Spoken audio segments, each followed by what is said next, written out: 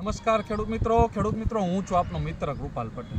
ખેડૂત મિત્રો આજે આપણે વાત કરવી છે કે હવે ઘણા ખેડૂતો જે છે એ શાકભાજી અને ફળનું વાવેતર કરે છે, પણ એ ખુલ્લી ખેતીમાં કરે છે।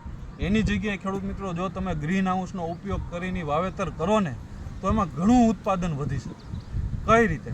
તો કે ખેડૂત મિત્રો ગ્રીન હાઉસ જે છે એક ખેતી માટે એવું એક અનોખું અને સુરક્ષિત માળખું છે કે જે પારદર્શક અને અર્ધ પારદર્શક સામગ્રીથી ઢાંકેલું હોય છે।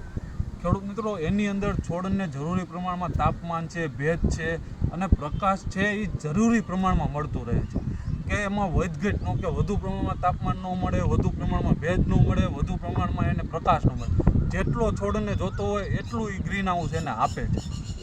ખેડૂત મિત્રો એટલું જ નહીં, તમે ખુલ્લી ખેતીની જગ્યાએ એની અંદર જો ગ્રીન હાઉસની અંદર શાકભાજી અને ફળનું વાવેતર કરો છો તો ઉત્પાદનમાં 10થી 12 ગણો વધારો થાય છે।